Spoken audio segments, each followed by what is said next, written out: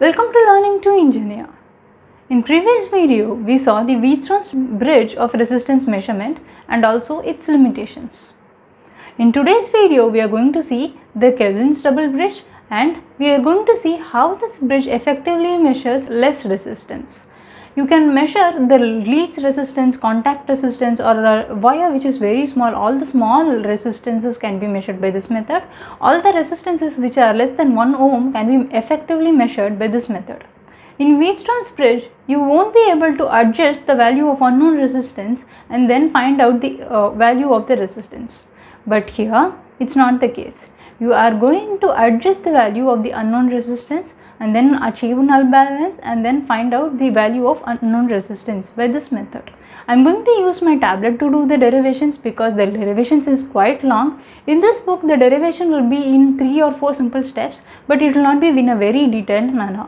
I am going to explain the derivations in a very detailed manner. So I am planning to use my tablet for it. Let's get started.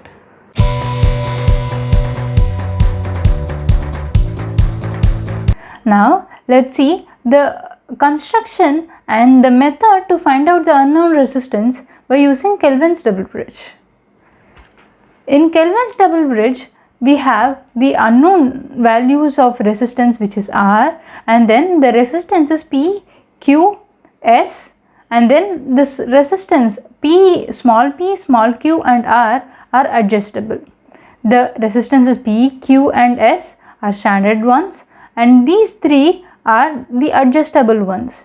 The main purpose of these three resistances is to adjust this unknown resistance in order to obtain bridge balance. It is ensured that the ratio of the arms P by Q is same as the ratio of small p divided by small q. This is done in order to get bridge balance. Without considering the unknown resistance, this bridge will naturally be in balance.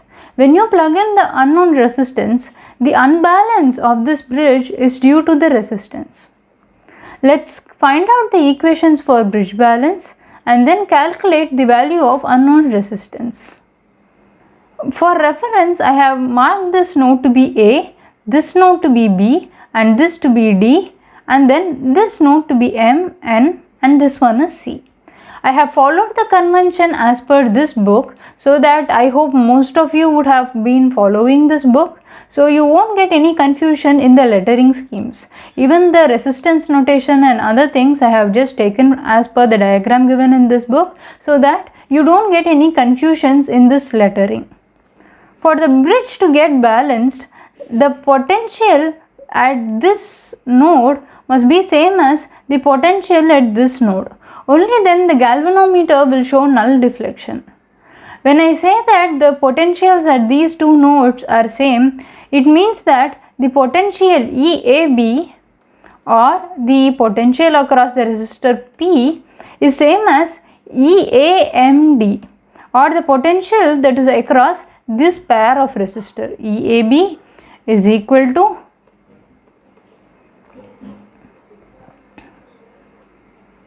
let's find out the values of both of these potentials, equate them and then find out the value of unknown resistance R. Okay, let us first find out EAB.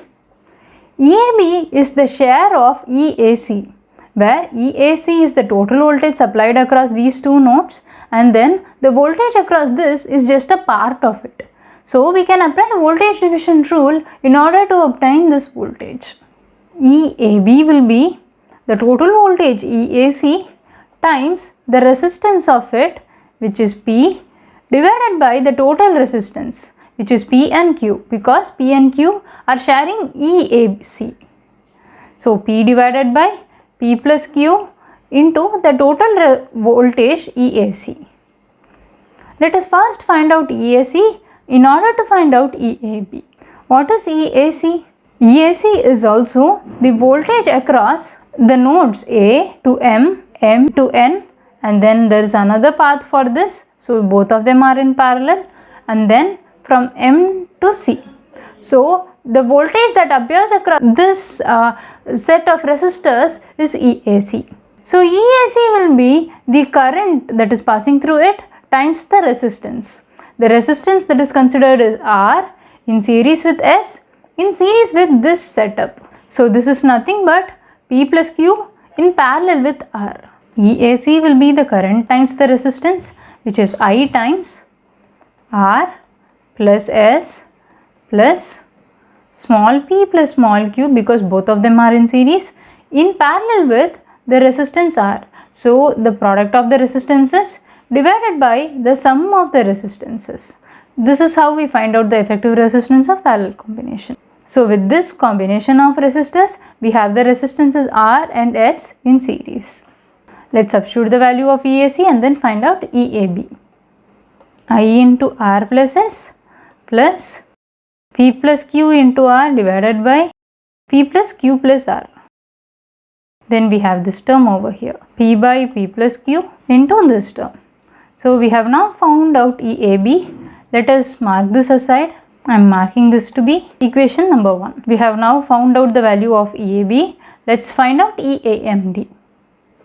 This is where most of you get confusions. You would have seen the derivations for this and it won't be mostly explanatory. They will directly jump into answers, but I am going to teach you step by step. So even if you might feel that, some of you might feel that the derivation is so simple and I am just explaining every single thing in it, but some of you might not be able to follow these derivations. So so please bear with me for those who already understood this concept, because there are some students who don't understand each and every step of these derivations. So I am trying to cover both kinds of audiences. So I am just trying to explain each and every steps involved in finding EAMD.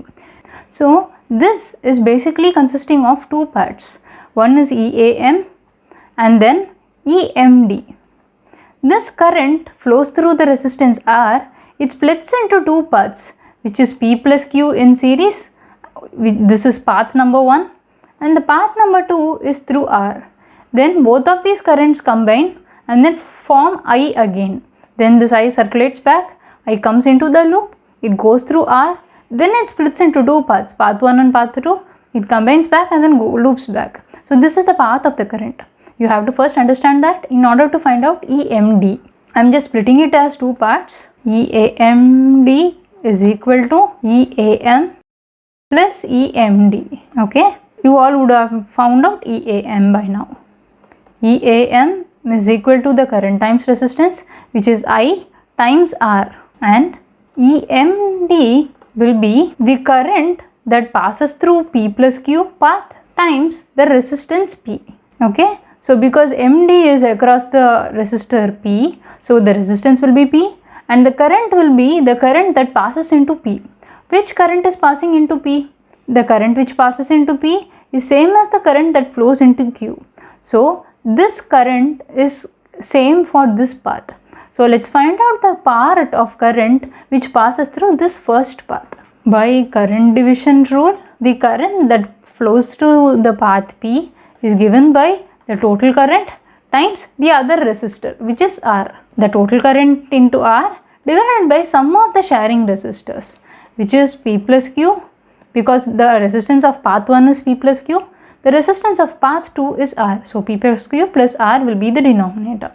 So IP is equal to IR divided by P plus Q plus R. So I am just going to substitute it here. When I substitute, I will be getting the value of EAMD to be the current into PR divided by P plus Q plus R. So now I have found out the current EMD and then the current EAM. So after this, it is just going to be some simplification of what we already found. So therefore EAMD will be, which is nothing but the total current into R plus PR divided by P plus Q plus R. We have seen that for null deflection, EAB must be same as EMD. So we have first found out EAB, then now we have found out EAMD. Let me mark this as equation 2. What is EAB? EAB is this term. This is what is EAB and this is what is EAMD. Let's equate both of them. EAB is equal to EAMD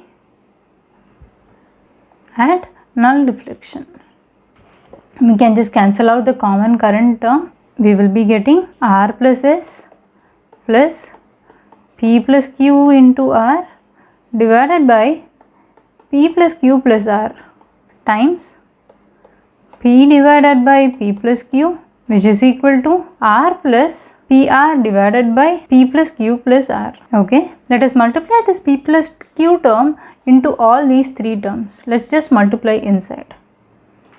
We will be getting P divided by P plus Q into R plus P divided by P plus Q into S plus P divided by P plus Q into P plus Q into R divided by P plus Q plus R. So this is equal to R plus PR divided by P plus Q plus R.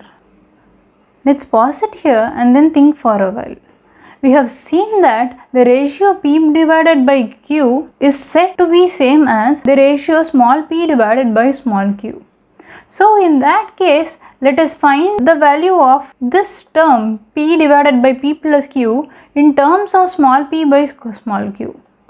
Why we are doing that? You will understand that in later process. So the ratio P divided by P plus Q can also be said that P divided by P divided by P plus Q divided by P. I am just dividing by P on both numerator as well as denominator. So I will be getting 1 divided by 1 plus Q by P. We have seen that this ratio P by Q is set same as small p by small q. So we can change this capital Q by capital P as small q by small p.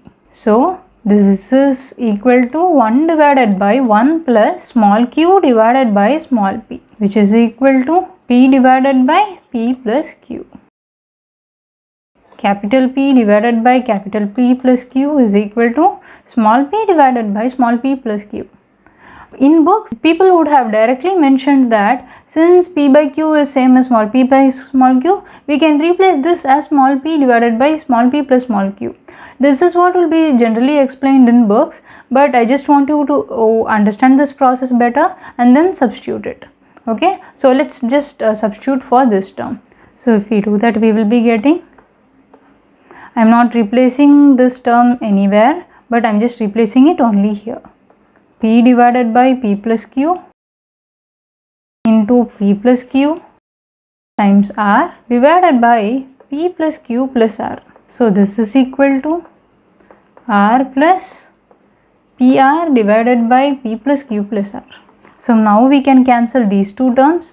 P plus Q term on the numerator and denominator can be cancelled, and then if you bring this PR term here, you will get this term also cancelled. Let us solve. So let's cancel these two terms and then bring the R term aside. This is because we are trying to find out the value of unknown resistance. So let's separate that term aside so that we will get R is equal to something. So when you get R is equal to something, you will automatically find out the value of unknown resistance. So that is the objective of this derivation. So this implies that PS divided by P plus Q is equal to R into 1 minus P divided by P plus Q. So this will be R into P plus Q minus P divided by P plus Q. So this implies PS by P plus Q will be same as P terms will get cancelled. So you will be getting RQ divided by P plus Q. So let's cancel the denominator terms and you will be getting the value of R to be P into S divided by Q. So this is the value of the unknown resistance. This is just similar to Wheatstone's bridge. So in that case, why do we have Kelvin's double bridge? We can just use Wheatstone's bridge, right? Just observe the circuit, you will be getting the answer. If you see, the resistance R is adjustable. The leads of this A and M will mostly be adjusted in order to get the null deflection. So mostly what they will do, they will leave their node A untouched, and then this point C, that is untouched. These points M, D and N will be adjusted so as to get null deflection. We already know that the ratio P by Q is equal to the small p by small q. So without this unknown resistance, this bridge will be naturally in balance. Now when you put this resistance, you will have to adjust the points of M and N such that this value balances the bridge once again. So this new value of the resistance which is considered to balance this bridge will be used to find out the unknown resistance.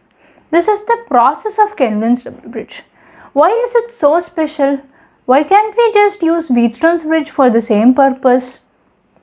This is because in Kelvin's double bridge, you will be able to find out even minute changes in resistances. So, when you want to find out a resistance that is generally less than 1 ohm, very small resistance like lead resistance, contact resistance, resistance of the metal bushing that is there in your device, all these small resistances can be found out by using Kelvin's double bridge. Whereas, when you take Wheatstone's bridge, the resistance should be at least 1 ohm for the bridge to be sensitive, because there are so many disturbances there in Wheatstone's bridge, like there are some heating disturbances, there are some temperature effects disturbances, then you have some small other contact leads of the Wheatstone's bridge which are disturbing the circuit. So you won't be able to find out the value of the resistance accurately. And when you want the when you say, for example, you find the resistance of Wheatstone's bridge to be 10 ohm. You wanted to find out the unknown resistance and you found out the resistance to be 10 ohm according to Wheatstone's bridge. You won't be able to note this precisely. Precision means the number of significant digits to which your reading will be shown to you. You will get only as 10 ohm. You won't be getting it as 10.00005678 ohm. This is because of the inherent shortcomings in this Wheatstone's bridge method. Only when you get the precise measurement, you will be able to calculate the other disturbances which causes the increases in resistance and then accurately manipulate the error in measurement. But in Kelvin's double bridge, that is not the case. You are adjusting your unknown resistance such that you are getting the bridge balance. So this adjusted resistance will be a better measure to find out the unknown resistance. So that is the advantage of Kelvin's double bridge over Wheatstone's bridge.